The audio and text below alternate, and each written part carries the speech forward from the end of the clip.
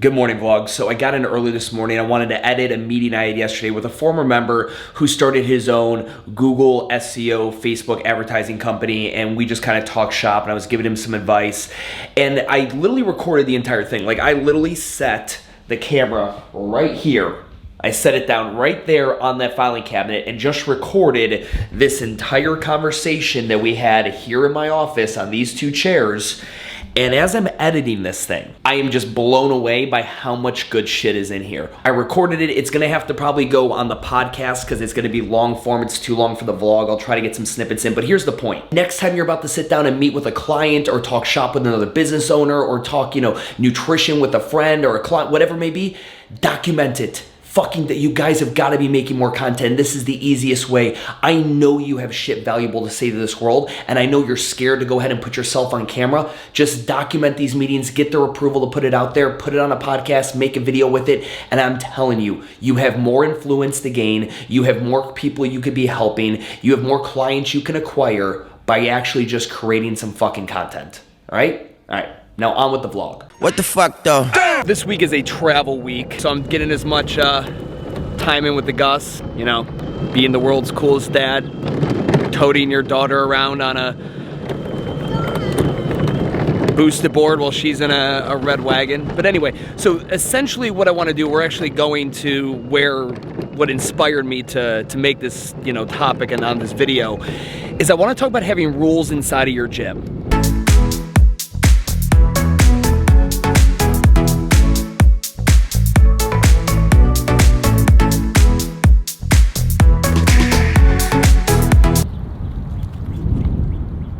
You see that right there? Those are rules. These are also rules. A lot of rules. Essentially what I want to talk about is those of you guys who have gym rules, I'm all for it. I believe there should be two kinds of creeds. One is external, that your members hopefully abide by, that you enforce, whether officially where you mount the rules and let people know what they are and why they're there, or unofficially just things you tell them as infractions occur. And then internal creed, which is what your employees and your team, what they abide by. Hold up. You ready? So anyway, with the external creed, I'm not gonna go into the internal creed, with the external creed, my biggest thing with that is that I believe you need to have rules, things that you do not allow clients to do because it's gonna fuck with the experience, not with your ego. So typically the rule that I see a lot of microgyms, especially in the CrossFit world, doing is this tardiness thing, right? If you're tardy, for every minute you're doing X amount of burpees before you can get started with the class. And again, I don't really give a shit what the rule. Yeah, I don't care what the rule is. I care how you do it, and I care why you do it. The why being one of the most important things. I want to know what it is about that rule that's going to preserve your client experience. The reason I think a lot of guys have a hard time when I attack them on that particular rule or any other ones that maybe outwardly seem appropriate or not, depending on your stance, that's not for us to judge. We don't care what it is, but it's the why. They can't explain the why. Why does that preserve your client experience? And then it's, everyone else shows up on time. Shit, like, those are really bad reasons, right? Because everyone else does it, or because that's how I was raised or brought up, or because that's how I learned when I was a coach, or whatever it may be. I don't want your life. If you can justify your rules by explaining how enforcing them is gonna create a better client experience, I'm all for it. Look at what SoulCycle's done. Here, take a look at this. That external creed is inside of every single SoulCycle studio. Those rules ensure that the rest of the riders are gonna have a great ride. And people now know, because they're posted with justification, the why and the how. What they are is irrelevant. They could have came up with a ton of different things on there. They chose those specifically because they know what creates a solid client experience. One of my favorite microgym examples, MADabolic, locally here in Charlotte, North Carolina. If you guys have been following my stuff long enough, you know I'm a huge fan of their shit. They have a very hard and fast rule. They lock the doors exactly at the start of class time. Now, I'm fully aware that this becomes an operational logistics kind of play as much as it is to preserve the client experience, but it's something that they have caught heat for. I'm sure that they've gotten clients or possibly potential clients that didn't like it, that thought it was maybe a dick move or something to that effect, but they have stayed hard and true on it. They know what their what is, right? They understand the what. Their what is that the doors get locked at the second class starts. They understand their why, and they execute the how. They explain their stuff. You guys ever look at their Instagram, they do a phenomenal job explaining why things are the way they are in their building. And the hardcore, die-hard MADabolic fans, and trust me, there are a ton of them all over the country, they understand it. They actually like it. They like the fact that early is on time and on time is late, and late is you ain't fucking getting in. Props to the MADabolic guys. I absolutely love that. I'm actually gonna give Brandon a call here and see if he doesn't mind jamming on this for a few minutes and give me some more insight as to why they came up with that rule. Hello? What's up, buddy?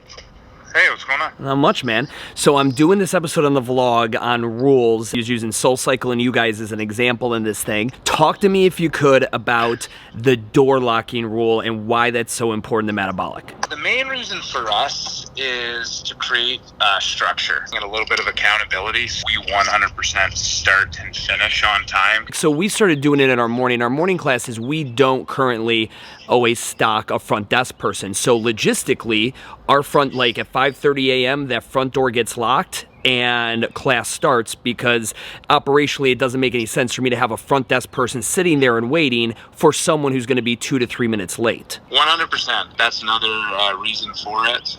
It may not be in the best business practices to not have a front desk person always there selling memberships for you, but I mean, there's only so much you can pay for and account for at times, and also too is getting someone to just sit at a front desk at 5 a.m. in the mornings. That's a tough gig. That's a tough spot to fill.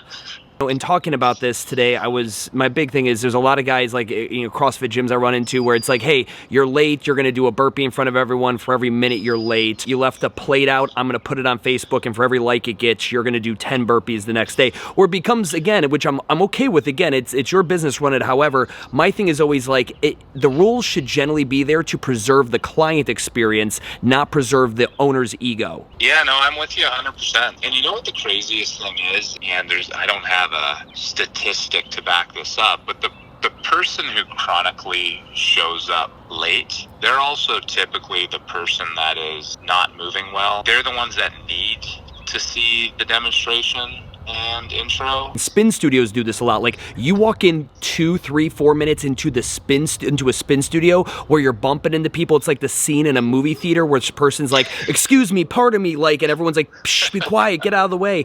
Like, spin studios are generally really strict on this as well. There's also a certain element of, if you're going after a specific kind of clientele that, like you said, is a little bit more, you know, you hate to say the word dedicated, because I realize we live at a busy time. Like, everything is, we're all busy. So yeah. I'm not here to say that I'm not respecting your busy schedule, but the reality is, if there's 24 people in the room who have organized their day to be on time, you know, you have to be accountable to them as well. As strict as our policy is, if any client reaches out to us with a real emergency or scheduling conflict, we're not holding that person to some late charge. I sure. mean, we're here to give them a great experience, but we're also, like you said, not going to take away from the experience of the other 24 people in the room. You guys have such a dialed in operational flow to what you do that it does. If one person did walk in 4 minutes late,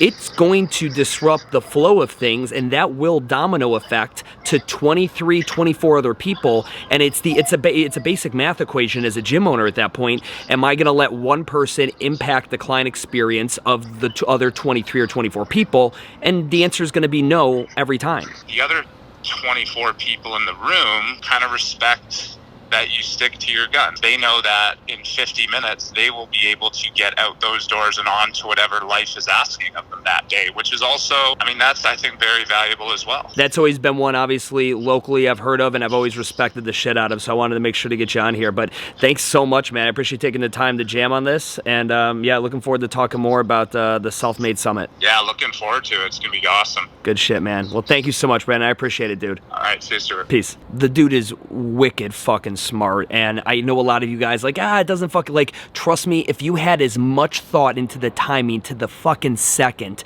that their operation has, you would really understand why that does mess up the flow. And again, I'm not saying it's your business. Run a lackadaisical, kind of more chill, in and out. There's nothing wrong with that. I'm not saying there's anything wrong with that. There are businesses like the guys over at Alchemy that have open enrollment and you could just show up 5-10 minutes late. It does, like, they don't care. They don't. But for someone specifically, I just appreciate the way everyone does it. I appreciate not really what it is, as I've been preaching, but really why. And his why is what I appreciate more than anything. So, guys, I'm going to end the vlog here. I got to go pack and shit. I would love if you would go ahead and in the comments below or hit me up. What rules do you have for the gym, right? What is the what? And then give me the why behind it, and then how you execute on it, how you include the members in understanding as to why that exists. That would make my fucking day. Any of you guys in Columbus, I will be seeing you soon. Thursday, CrossFit Grandview, 10:30 a.m. Peace.